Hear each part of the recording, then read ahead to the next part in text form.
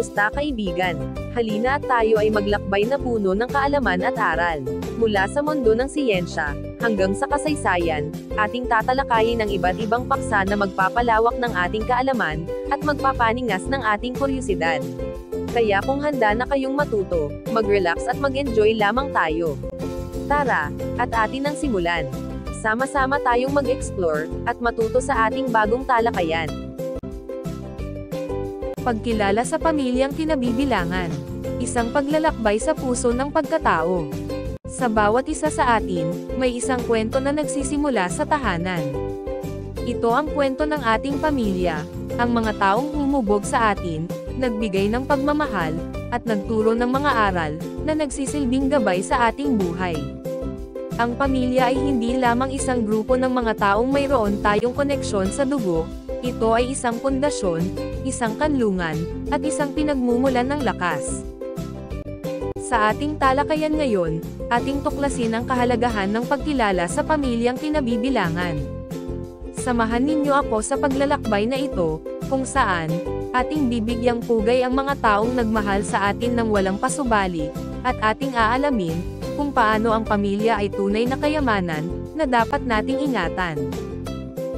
Ang pamilya noon at ngayon. Mga magagandang katangian, na nagpapatibay sa atin.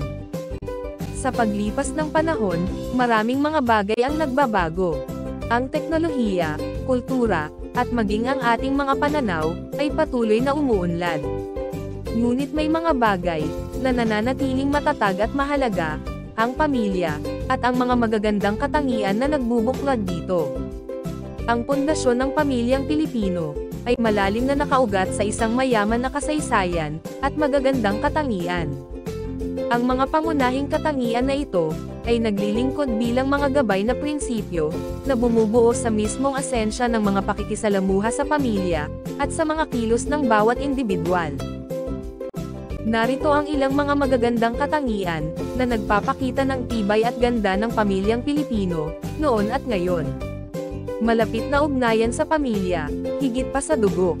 Ang isa sa mga pinakamahalagang katangian ng pamilyang Pilipino, ay ang malapit na ugnayan. Hindi lamang ito nangangahulugan ng madalas na pagbisita o pagtitipon. Ito ay ang pakiramdam ng pagiging kabilang, ang pagdadamayan sa hirap at ginhawa, at ang pagbibigayan ng suporta sa anumang sitwasyon. Noon, karaniwan ang extended family, na sama-samang naninirahan sa isang bahay.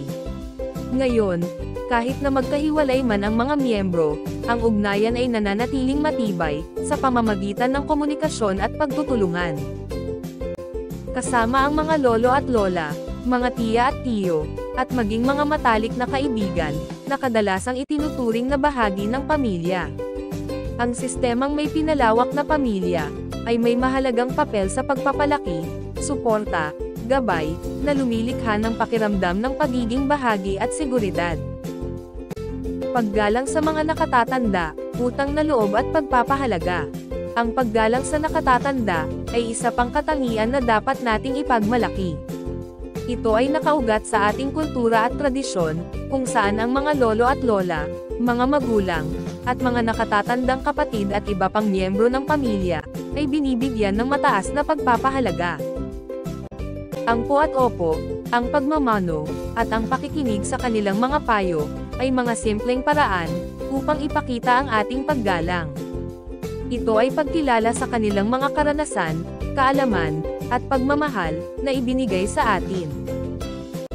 Ang paggalang sa mga nakatatanda, ay isa sa mga tatak ng kulturang Pilipino. Tinuturuan ang mga bata na pahalagahan at igalang ang kanilang opinyon, at karaniwang itinuturing na pinagmumulan ng payo at pagdedesisyon, ang mga nakatatanda. Ang paggalang na ito, ay higit sa isang panlipunang pamantayan, ito ay isang pagpapahalaga sa karunungan at karanasan ng mga mas nakatatanda. Matibay na pananampalataya sa relihiyon, gabay sa buhay. Ang pananampalataya sa relihiyon, ay malaking bahagi ng buhay ng maraming pamilyang Pilipino. Ito ay nagbibigay ng moral na gabay, pag-asa, at lakas sa panahon ng pagsubok. Ang sama-samang pagdarasal, pagsisimba, at pagtuturo ng mga aral ng relihiyon sa mga bata, ay nagpapatibay sa kanilang pananampalataya, at nagbubuklod sa pamilya. Ang pananampalataya ay nagtuturo sa atin ng pagmamahal, pagpapatawad, at paglilingkod sa kapwa.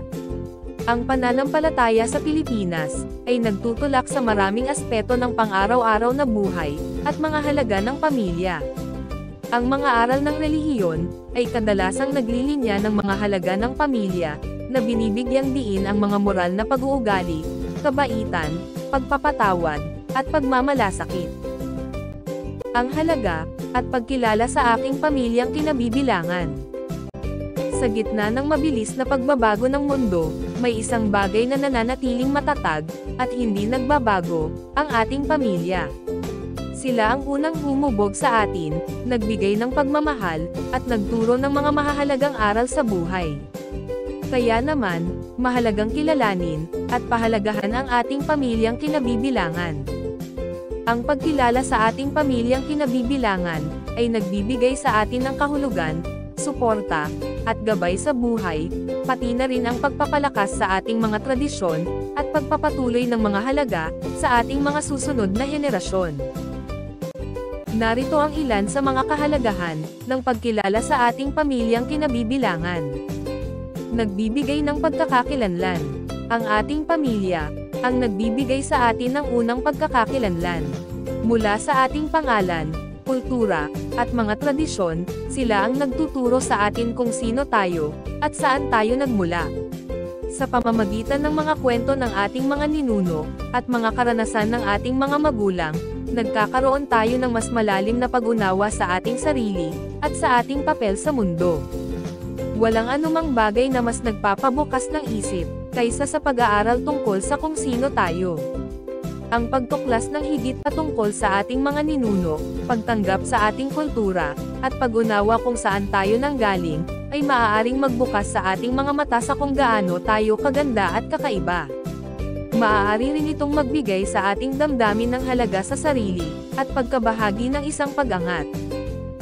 Nagpapalakas sa atin, sa panahon ng pagsubok. Sa mga panahon ng pagsubok at kahirapan, ang ating pamilya ang ating sandigan. Sila ang nagbibigay sa atin ng lakas ng loob, upang harapin ang anumang hamon. Sa kanilang suporta at pagmamahal, nalalampasan natin ang mga pagsubok, at mas nagiging matatag. Sadyang mahirap ang buhay, ngunit noong mga nakaraang panahon, mas lalong mahirap ito. Maaaring ang ating mga kamag-anak ay dumaan sa nakapanlulumong trahedya at pagdurusa, ngunit nalampasan nila ito. Ang pag-aaral tungkol sa kanilang mga kwento, at kung paano nila nalalampasan ang mga mahihirap na panahon, ay maaaring magbigay sa atin ng lakas ng loob na kailangan natin, para magpatuloy at gawing mas matatag, kapag humaharap tayo sa mga hamon. Makatutulong sa atin na makipag-ugnayan sa iba. Ang ating pamilya ang humuhubog sa ating kakayahan na makipag-ugnayan sa ibang tao. Sa pamamagitan ng pakikipag-ugnayan sa ating mga magulang, kapatid, at iba pang kamag-anak, natututuhan natin ang mga kasanayan sa komunikasyon, pag-unawa, at paggalang. Ang kasanayang ito ay mahalaga sa ating komunidad, at sa buong mundo. Ang pag-aaral tungkol sa kasaysayan ng ating pamilya, ay maaaring makaapekto sa paraan kung paano tayo nakikipag-ugnayan sa iba, dahil ito ay nagbibigay daan sa atin na makipag-ugnayan sa mga tao sa nakaraan, kasalukuyan, at hinaharap. At ang pagbubuo ng mga ugnayan sa iba, ay mahalaga para sa isang masaganang buhay. Nagpapabuti sa atin bilang tao. Ang ating pamilya ang nagtuturo sa atin ng mga moral at birtud, na nagpapabuti sa atin bilang tao. Sila ang nagtuturo sa atin ng pagiging responsable, mapagpakumbaba, at mapagmahal. Sa kanilang halimbawa, mas nagiging mabuti tayong bersyon ng ating sarili. Ang mga kwento ng ating mga ninuno, ay maaaring humubog sa atin bilang isang mas mapagpasalamat, mas masaya, mas may malasakit, at mas maawain na bersyon ng ating sarili. Halimbawa, maaari nating matuklasan na ang iyong lolo ay nabuhay noong panahon ng dakilang pagbagsak, at kinailangang magtrabaho ng husto upang makapagbigay para sa kanyang pamilya, na maaaring magbigay ng inspirasyon sa atin na magtrabaho at magsikap rin ng husto. Makatutulong sa atin na pumili ng mabuting mga desisyon sa kalusugan. Ang ating pamilya ay may malaking impluwensya sa ating mga desisyon sa kalusugan. Sila ang nagtuturo sa atin ng mga tamang gawi sa pagkain, ehersisyo, at pag-iwas sa mga bisyo. Sa kanilang suporta, mas nagiging responsable tayo sa ating kalusugan at kapakanan. Kapag naghahanda tayo na magpakonsulta sa ating mga healthcare provider, at makita nating puno ng takot at kaba ang ating isipan, kapag tinanong tayo kung may kasaysayan ba ng kanser, mataas na presyon ng dugo, o diabetes ang ating pamilya. Maaaring ang pag-aaral tungkol sa ating mga ninuno, ay magbigay sa atin ng maraming impormasyon, tungkol sa mga pangkalusugang alalahanin, na nagmula sa ating pamilya. Ang pagkakaroon ng impormasyong ito, ay makatutulong sa atin na pumili ng mabuting mga desisyon tungkol sa ating kalusugan, at makatutulong sa atin na mamuhay ng isang malusog na pamumuhay. Sa kabuuan, ang ating pamilya ay isang mahalagang bahagi ng ating buhay. Sila ang nagbibigay sa atin ng pagkakakilanlan, lakas, at gabay. Kaya naman, nararapat lamang na kilalanin, at pahalagahan natin sila sa bawat araw. Ang papel ng bawat miyembro ng pamilya, at ang epekto nito sa pansariling pagkatao. Ang pamilya, ay may malaking epekto sa paghubog ng ating pagkatao. Bawat miyembro, ay may kanya-kanyang papel na ginagampanan, na nakakaapekto sa ating pag-uugali, paniniwala, at pagpapahalaga. Ang pamilya ang pinakamalakas na impluwensya sa isang tao, dahil ito ang una at pangunahing institusyon, na nakakaimpluwensya sa pag-unlad ng isang individual. Mula sa pagkabata, ang pamilya ang nagbigay ng pundasyon sa pag-aaral ng mga halaga, paniniwala, at kaugalian. Ang ating pamilya ang una at pinakamahalagang pangkat panlipunan, na kinabibilangan natin. Sila ang mga nagtuturo sa atin ng mga batayang tuntunin, at mga patakaran ng lipunan. Sila ang nagbibigay sa atin ng pagmamahal at suporta, at sila ang nagtutulak sa atin sa ating mga pagpili at paborito. Pero paano nga ba nila ginagawa ito? Paano nga ba nakakaapekto ang ating mga magulang, mga kapatid, at mga kamag-anak, sa ating pag-unawa kung sino tayo, at kung ano ang pinaninindigan natin? Narito ang ilan sa mga papel ng bawat miyembro ng pamilya, at ang epekto nito sa ating mga pansariling pagkatao. Mga magulang bilang gabay. Ang mga magulang, ang unang guro ng kanilang mga anak. Sila ang nagtuturo ng mga pangunahing asal, moralidad, at mga gawi sa buhay. Ang kanilang gabay ay mahalaga sa pagbuo ng karakter, at pagkatao ng isang bata. Sa pamamagitan ng kanilang mga aral at halimbawa, natututuhan ng mga anak ang pagkakaiba ng tama at mali, at kung paano maging mabuting tao. Ang pamilya ang nagsisilbing pundasyon, sa pagbuo ng personalidad ng isang bata. Ang mga halaga, paniniwala, asal, at emosyonal na pag-uugali, na natutunan niya sa pamilya, ay magiging gabay niya sa kanyang pakikipag-ugnayan sa ibang tao, at sa lipunan sa pangkalahatan. Ang gabay ng magulang, ay ang paraan kung paano tayo tinutulungan ng ating mga magulang o tagapag-alaga sa buhay, sa pamamagitan ng pagtatakda ng mga inaasahan, pagbibigay ng payo, pagpapakita ng tamang ugali, at pagpapatupad ng disiplina. Ang gabay ng magulang, ay maaaring magkaroon ng positibo o negatibong epekto, sa ating mga halaga at pagkakakilanlan, depende sa kung gaano ito kakonsistent, suportado, at marangal. Dinamika ng magkakapatid. Ang ugnayan sa pagitan ng magkakapatid, ay isa ring mahalagang aspeto ng pag-unlad ng pagkatao. Sa pamamagitan ng pakikipag-ugnayan sa mga kapatid, natututo ang mga bata ng pagbabahagi, pakikipagkaisa, at paglutas ng mga suliranin o problema. Ang mga kapatid ay nagiging katuwang sa paglaki, at nagbibigay ng suporta sa isa't isa. Ang mga kapatid ay tumutulong sa mga bata na matutong magbahagi, lumutas ng mga problema, at maunawaan ang damdamin ng iba. Ang dinamika ng magkakapatid, ay ang paraan kung paano tayo nakikipag-ugnayan sa ating mga kapatid, sa pamamagitan ng pagtatalo, pakikipagtulungan, pagtangkilik, o pagpapahalaga sa isa't isa. Ang dinamika ng magkakapatid, ay maaari ring magkaroon ng positibo o negatibong epekto sa ating mga halaga at pagkakakilanlan, depende sa kung gaano ito kalusog, balanse, at magkakaayon. Mga tradisyon sa pagitan ng mga henerasyon. Ang mga tradisyon ng pamilya ay nagpapasa ng mga kultura, paniniwala, at pagpapahalaga, mula sa isang henerasyon patungo sa isa pa. Ito ay nagbibigay ng pagkakakilanlan, at nagpapatibay ng ugnayan sa pagitan ng mga miyembro ng pamilya. Sa pamamagitan ng mga tradisyon, natututo ang mga bata ng kanilang pinagmulan, kung paano pahalagahan ang kanilang kultura. Ang mga tradisyon sa pagitan ng mga henerasyon, ay ang mga kaugalian at gawain, na ipinamamana mula sa isang henerasyon, patungo sa isa pa, sa ating mga pamilya. Maaari silang kaugnay ng kultura, relihiyon, etnisidad, o nasyonalidad. Ang mga tradisyon sa pagitan ng mga henerasyon, ay maaari ring magkaroon ng positibo o negatibong epekto, sa ating mga halaga at pagkakakilanlan, depende sa kung gaano ito makabuluhan, kaugnay, at nagbabago. Epekto ng papel ng bawat miyembro ng pamilya, sa pansariling pagkatao. Ang papel ng bawat miyembro ng pamilya, ay may malaking epekto sa pagkatao ng isang individual. Ang isang maligaya at suportadong pamilya, ay nagbibigay ng pundasyon para sa isang malusog at matatag na pagkatao. Ang mga positibong karanasan sa pamilya, ay nagpapalakas ng kumpiyansa sa sarili, nagtuturo ng pagmamahal at respeto, at nagbibigay ng kakayahan, upang harapin ang mga hamon sa buhay. Ang isang sumusuportang pamilya, ay nagbibigay ng pagmamahal, seguridad, at pagiging kabilang, na nagpapaunlad sa paglago at pag-unlad ng isang tao. Implikasyon ng papel ng bawat miyembro ng pamilya, sa lipunan.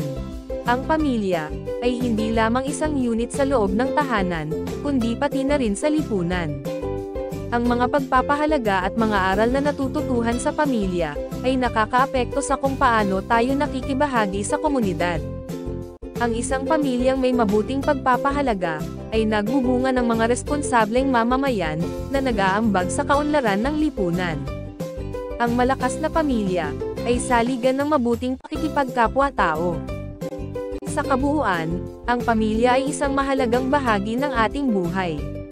Sila ang humuhubog sa ating pagkatao, at nagbibigay ng suporta sa atin, sa bawat hakbang ng ating buhay. Kaya naman, nararapat lamang na pahalagahan natin ang ating pamilya, at ang kanilang papel sa ating pag-unlad, bilang isang individual. Sa huli, ang pagkilala sa pamilyang kinabibilangan, ay hindi lamang tungkol sa pag-alala sa mga pangalan at apelyido. Ito ay tungkol sa pagpapahalaga sa mga taong nagbigay sa atin ng buhay, nag-aruga sa atin, at patuloy na sumusuporta sa atin sa anumang sitwasyon. Sa bawat pagsubok at tagumpay, ang ating pamilya ang ating sandigan at inspirasyon.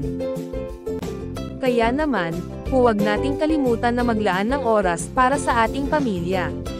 Makipag-usap, magbahagi ng mga karanasan, at ipakita ang ating pagmamahal sa kanila. Sa ganitong paraan, hindi lamang natin pinapatibay ang ating ugnayan sa kanila, kundi pati na rin ang pagbibigay pugay, sa kanilang mahalagang papel sa ating buhay. Sa bawat araw, ipaalala natin sa ating sarili, na ang pamilya ay isang kayamanan na hindi kayang tumbasan, ng anumang materyal na bagay. Pahalagahan natin sila, mahalin, at alagaan, sapagkat sila ang tunay na yaman ng ating buhay. Ang pagkilala sa pamilyang kinabibilangan, ay isang panghabang buhay na paglalakbay. Sa bawat araw, mayroon tayong pagkakataon na matuto, lumago, at magbigay pugay sa ating pamilya. Kaya't samantalahin natin ang bawat pagkakataon, upang ipakita ang ating pagmamahal at pagpapahalaga sa kanila.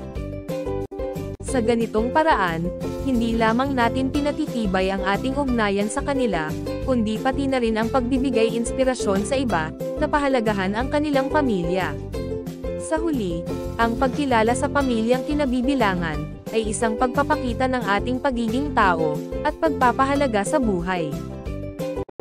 Hanggang sa muli, maraming salamat sa panonood.